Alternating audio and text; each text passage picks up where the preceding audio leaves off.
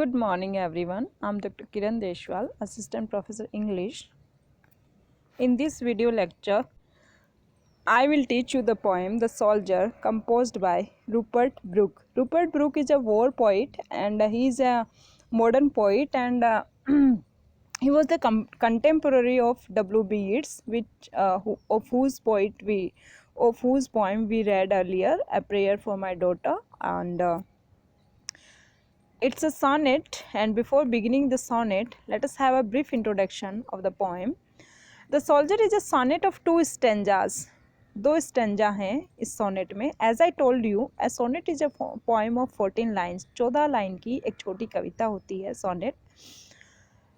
N octet of 8 lines and a sestet of 6 lines. तो मैंने आपको बताया था there are 2 types of sonnets in English literature, Shakespearean sonnet and Petrarchan sonnet. तो Petrarchan sonnet classical sonnet भी कहलाती है, मिल्टोनिक सोनेट भी कहलाती है, इटालियन सोनेट भी कहलाती है.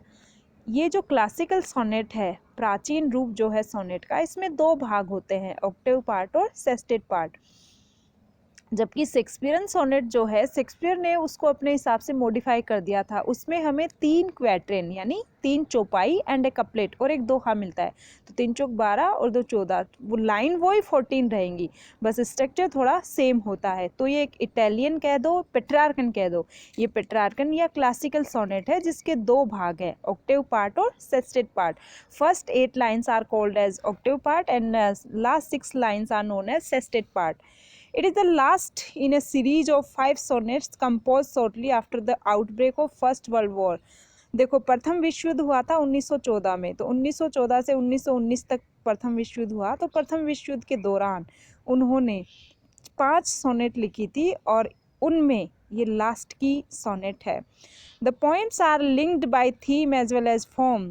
ये पाँचों की पाँचों सोनेट हैं और इनकी थीम युद्ध है, प्रथम विश्व युद्ध के ऊपर ये लिखी गई हैं.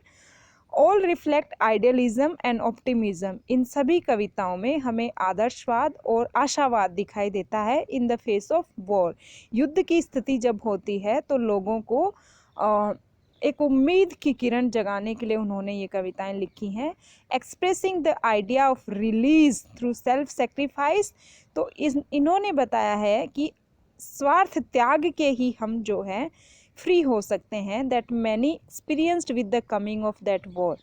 The soldier is about the probable death of a soldier. ये जो कविता है ये एक सैनिक की मौत के ऊपर है. But the poem has little to do with dying. मौत से इसका कोई लेना देना नहीं है, ये पूरी राष्ट्रवाद पे ये कविता है. तो the first stanza establishes the situation. The first person speaker request that. पहला जो स्टेंजा है वो एक सिनेरियो क्रिएट करता है, सिचुएशन हमें बताता है. द फर्स्ट पर्सन स्पीकर, कविता जो है फर्स्ट पर्सन में लिखी गई है. As you people know there are 3 persons in English grammar. First person I and we, second person you and third person he she it और they. So the poem is written in first person. If the writer is using I, then it's in first person. So the speaker request करता है, यहाँ पे कहता है कि if I should die, अगर मैं मर जाऊँ, think only this of me. तो मेरे बारे में आप सिर्फ यही सोचना that there is some corner of a foreign field. युद्ध करने दूसरे देशों की सीमाओं पे सैनिक जाते थे, तो आप मेरे बारे में यही सोचना कि मैं किसी दूसरे देश की सीमा पे जाके मैंने युद्ध किया और मैंने मरते मरते अपनी जान दे दी. तो मेरी शहादत जो है वो मेरे देश के लिए थी. तो मैं मर के जहाँ गिर गया वो जगह इंग्लैंड की हो गई. Even in the war's earliest stages, there was the realization that the battles would result in death for at least some of the combatants. पता था कि युद्ध जो है जब होगा तो सैनिकों की मौत भी होगी, और मौत जिधर ज़्यादा होगी उधर लोग हार जाएंगे, जिधर कम होगी उधर के लोग जीतेंगे. द पेन ऑफ डाइंग और the physical degradation of death are totally absent. However the references that follow are all to life. पर इसमें जो है मरता मरता वो सैनिक एक ज़िंदगी जीना चाहता है, हर अपने ज़िंदगी की चीज़ों को याद करता है। तो ये कविता आशावाद के ऊपर है। Brooke asserts that where his body is eventually buried, वो कहता है कि शारीरिक रूप से वो सैनिक मरता है पर वो सैनिक अमर हो जाता है क्योंकि वो अपने देश के लिए मरता है। अ रिचर डस्ट, उसका जो शरीर जहाँ गिरा, देह जहाँ गिरी, कंसील्ड, वहाँ पता चलेगा जब देखा जाएगा। The dust of his body is richer than that surrounding it because he was a part of his country, क्योंकि वो अपने देश का एक हिस्सा होता है। तो जहाँ पे उसकी देह गिरती है वो जगह बहुत ही महान हो जाती है। The England that Brooke describes exhibits the characteristic of the rural countryside in particular। और इस कविता में इंग्लैंड का जो चरित्र चित्रण रूपर्ट ब्रूक ने किया है वो इंग्लैंड के गाँवों को, खेतों को, खलिहानों को दिखाता है। Cambridgeshire, the English air, the flowers, इसमें सब कुछ ब्रिटेन की बातें करी गई हैं। इंग्लिश एयर, ब्रिटेन की हवा, द फ्लावर्स, ब्रिटेन के फूल, रिवर्स, ब्रिटेन की नदियाँ, रोड्स, ब्रिटेन की सड़कें, पाथ्स, ब्रिटेन के रास्ते, and the suns of home all define what the narrator claims that his country gave to and forced in him. सब ये दिखाता है कि कैसे एक सैनिक में राष्ट्रवाद कूट कूट के भरा होता है। ये थी फर्स्ट स्टेंजा की बात। The second stanza assumes the speakers death. दूसरे स्टेंजा में हमें पता चलता है, एक अज्यूम होता है, एक इमेजिनेशन कवि करता है, सपोज करता है कि सपोज करो कि उस स्पीकर की मौत हो गई, यानी उस सैनिक की मौत हो गई, वो सैनिक लड़ते लड़ते मारा गया। However death itself is absent, जबकि डेथ हुई नहीं है, it's just an imagination. The conditional if, यहाँ पे इफ़ का प्रयोग हुआ है, जैसे if I were A bird, काश मैं पक्षी होता। इफ़ आई डाई, अगर मैं मर जाऊँ, तो यहाँ पे इमेजिन किया गया है, हाइपोथेटिकल सिचुएशन है। The conditional if of the first stanza has simply happened, as a result the speaker has become transfigured, तो ट्रांसफ़र हो गया वो जीवित से मृत में चला गया। This heart all evil shed away, a pulse in the eternal mind में वो चला जाता है। इन हिज डेथ, और जब उस सैनिक की मौत होती है, the narrator return something of what England gave him to as he, वो सारी बातें याद करता है कि इंग्लैंड ने मुझे इतना कुछ दिया और मैंने इंग्लैंड के लिए अपनी जान दी है। Give somewhere back the thoughts of England given, तो ये कविता जो है सैनिकों में जोश भरने के लिए लिखी गई थी। The references are again to life not death, यहाँ पे सारा वो अपना जीवन याद करता है, तो रेफरेंस जो हैं वो जिंदगी को हैं, मौत को नहीं है। कि ड्रीम्स हैप्पी एज हर डे, कि उसके दिन बहुत खुशहाल थे। लाफ्टर, हंसी खुशी से भरे हुए थे। हर्ट्स एट पीस, शांति थी दिलों में। Under an English heaven, Britain जो है एक स्वर्ग के जैसा देश है। So the poem celebrates an idealised vision of pastoral England, ये जो कविता है ये एक आदर्शवादी विज़न दिखाती है पास्टोरल इंग्लैंड का। पास्टोरल होता है गांव, खेत खलिहान, देहात के इंग्लैंड का। And the noble qualities of her inhabitants, और उसके जो निवासी हैं उनकी जो नोबल क्वालिटी है, देशभक्ति, राष्ट्रभक्ति, राष्ट्र प्रेम, वो सब इस कविता में दिखाया गया है। Brooks language emphasises the universal, और इस कविता में यूनिवर्सल को एम्फेसाइज किया गया है। So that the England of the poem becomes every soldiers home, तो हर सैनिक, क्योंकि इंग्लैंड उस समय बहुत बड़ा साम्राज्यवादी देश था, विश्व का हर सैनिक इंग्लैंड के खातिर लड़ रहा था, इसलिए इंग्लैंड यूनिवर्सल हो गया और हर सैनिक का घर हो गया। And the dead soldier is every Englishman, हर कोई सैनिक जो मर रहा है वो ब्रिटेन के राजा के नाम पे लड़ रहा है, इसलिए मरने वाला हर सैनिक इंग्लिशमैन है। The tone is uplifting and idealistic, तो इस कविता की जो टोन है वो अपलिफ्टिंग है और आदर्शवादी है, बट ऑल्सो सेल्फ सेक्रीफाइशल है, ये निस्वार्थ त्याग की बात करती है। There is a sense of romantic inevitability about the privilege and duty of dying for one's country, एक सैनिक का धर्म है, कर्तव्य है अपने देश के लिए मर मिटना, जान देना। फीलिंग ऑफ पैट्रियोटिज्म, तो इस कविता में देशभक्ति की भावना है, एंड नेशनलिज्म, राष्ट्रवाद की भावना है। Give nobility to that sacrifice, जिससे कि वो त्याग अमर हो जाता है। A sacrifice willingly crowned by death, एक ऐसा त्याग जो खुद सैनिक मौत को गले लगाना चाहता है।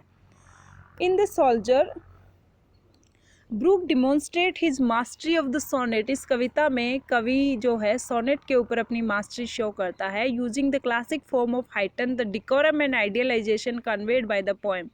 द लॉन्ग आयम्बिक पेंटामीटर इसमें यूज हुआ है, lines and the disciplined rhyme scheme enhance the poem's formal tune. Interestingly Brooke uses the form originally borrowed from the Italian Renaissance poet Petrarch. ये पेट्रार्क से फॉर्म ली गई है, इसलिए Petrarchan sonnet है। स्ट्रक्चर इसका पेट्रार्कन सोनेट का है। Rather than the modified one popularised by William Shakespeare who converted the octet and the sestet of the Petrarchan sonnet into the 3 quatrains and couplet of the English sonnet. जैसा कि मैंने आपको बताया है कि Shakespeare ने जो सोनेट लिखी उसमें 3 क्वार्टरन्स और एक कपलेट होता है, जबकि पेट्रार्क ने जो लिखी उसमें एक ऑक्टेव पार्ट होता है, एक सेस्टेट पार्ट होता है। तो रूपर्ट ब्रूक ने ये कविता पेट्रार्क के स्ट्रक्चर के ऊपर लिखी है। The advantage is that the Italian sonnet sestet allow a more leisurely fully developed concluding statement. तो इसका जो कंक्लूडिंग स्टेटमेंट है वो फुली डेवलप्ड है। Brooks rural images might also be seen as an intentional contrast to the horrors of modern warfare. वो एक आशा की उम्मीद देना चाहते हैं, इसलिए उन्होंने जानबूझ के रूरल इमेजेस दिए हैं, फूलों की, खलिहानों की। Brooke had no experience in the battle. वो एक कवि है, वो कभी युद्ध में लड़ने नहीं गए, पर अपने शब्दों के जरिए उन्होंने युद्ध की उस भावना को जन्म दिया है। But as a member of the upper middle classes acquainted with such politicians as Winston Churchill then head of the admirability. उस टाइम पे विंस्टन चर्चिल हेड था। He must have known the destruction that industry and technology would bring to the war. युद्ध में जो क्षति होती है उसके बारे में कवि को बहुत अच्छा ध्यान था, जो उन्होंने दिखाने की कोशिश करी है। The rural images of A pre-industrial England evoked in the poem may represent a deliberate denial of the barbed wire and machine guns of the man's land। तो वो जानबूझ के हिंसा को इस कविता में उपयोग नहीं करना चाहते हैं। So let us start our poem. The soldier, its title, सैनिक। एक सैनिक ने ये कविता कही है। वो सैनिक कहता है, If I should die, अगर मैं मरता हूँ, अगर मैं युद्ध भूमि में मर भी जाऊँ, थिंक ओनली दिस ऑफ मी, मेरे दोस्तों मेरे बारे में सिर्फ इतना मानना, इतना सोचना, that there is some corner of a foreign land. जाहिर बात है मैं युद्ध करने सीमा पे जाऊंगा, सीमा पे लड़ते लड़ते दूसरे देश की सीमा में भी घुस जाऊंगा, वहाँ पे लड़ते लड़ते जब मैं मरूंगा तो आप सिर्फ इतना सोचना, that there is some corner of a foreign land. Foreign यानी विदेश, विदेश की धरती, फॉरेन फील्ड, विदेश की धरती के किसी खेत में एक ऐसा कॉर्नर है, that is for ever England, जहाँ पे मरते मरते मेरी शहादत हुई, मैंने जान दी, वो जगह हमेशा के लिए इंग्लैंड की हो गई, क्योंकि इंग्लैंड को विजयी बनाने के लिए मैंने अपनी शहादत दी है। तो इस कविता में कवि दिखाता है कि कैसे सैनिक जो है अपने देश की खातिर अपनी जान पे खेलने के लिए तैयार होते हैं। There shall be in that rich earth a richer dust concealed. उस जमीन पे, उस जगह पे एक रिचर डस्ट, एक बहुत ही महत्वपूर्ण, बहुत ही धनवान बॉडी, देह पड़ी रहेगी, क्योंकि वो मेरी देह होगी, एक सैनिक की देह होगी। अ डस्ट हुम इंग्लैंड बॉर्न, एक ऐसी देह जिसने इंग्लैंड की धरती पे जन्म लिया। सेव्ड, इंग्लैंड की धरती पे पला बढ़ा। मेड अवेयर, इंग्लैंड की धरती पे ही ज्ञान लिया। गैव, इंग्लैंड की धरती पे ही सब कुछ प्राप्त किया। वेंस, और इंग्लैंड ने उसे क्या क्या दिया। Gave once her flowers to love, England की धरती ने उसे फूल दिए जिससे कि उसे प्यार था। Her ways to roam, England की धरती ने उसे पथ दिए, उसे सड़कें दी जिस पे वो घूमा। A body of England's breathing English air, और इंग्लैंड की धरती ने उसे वो हवा दी जिससे कि उसके शरीर में सांसें चल रही थी। तो इंग्लैंड ने उसे जब इतना कुछ दिया है तो उसने इंग्लैंड का दिया हुआ था, उसका जीवन, उसके प्राण, सब कुछ, तो उसी के लिए उसने अपना सर शन न्योछावर कर दिया। Washed by the rivers, England की नदियों में वो नहाया धोया। Blessed by suns of home, और उसी सूरज के नीचे वो पला बढ़ा। तो ये ऑक्टेव पार्ट है। Let us see the rhyme scheme. If I should die, think only this of me, that there is some corner of a foreign field, that is for our England there shall be me, be, field, concealed, A B B A, A B B A, rhyme scheme of first stanza. A dust whom England bore shaped up where Rome, air, home. again ABBA. So this is the rhyme scheme. Let us move forward to second stanza. And think this hurt all evil shed away. और मेरे बारे में ये सोचना कि मेरे इस दिल से सभी बुराइयां समाप्त हो गई हैं. शेड अवे ख़त्म हो जाना, नष्ट हो जाना. A pulse in the eternal mind no less. और मेरी जो धड़कन है वो इटरनल माइंड में चली गई है, मैं अमर हो गया हूँ. No less give somewhere back the thoughts by England given. वही सारे विचार वापस नहीं आएंगे जो इंग्लैंड ने मुझे दिए थे. वही सारे चीज़ें, हर साइट्स एंड साउंड मेरे दिमाग में मरते दम तक सिर्फ इंग्लैंड के दृश्य, हर साइट्स, हर यहाँ पे इंग्लैंड के लिए आया है, हर साइट्स इंग्लैंड की धरती के मनोरम दृश्य, एंड साउंड इंग्लैंड की धरती के पक्षियों की मधुर चहचहाट, ड्रीम्स हैप्पी एज हर डे, उसकी खुशहाली के दिन मेरे दिमाग में चल रहे हैं. उस वापस इंग्लैंड खुशहाल हो जाए उसी के लिए मैंने अपनी जान गंवाई है. And laughter land of friends, वो हंसी मजाक, वो दोस्तों से मिलना. एंड जेंटलनेस, वो जेंटलनेस इन हार्ट्स एट पीस. जब मैं शांत हो जाऊंगा तो मेरे दिल में यही सारी चीज़ें चलती रहेंगी. Under an English heaven, Britain जो कि एक स्वर्ग की भांति एक देश है जहाँ मैंने ये सब कुछ पाया है, वही सब मेरे दिमाग में चलेगा. So we can see that he is very loyal towards his country. This poem has had 2 titles. इसके 2 टाइटल हैं, the soldier and 1914 the soldier. The student may give either title during the recitation. Thanks for watching.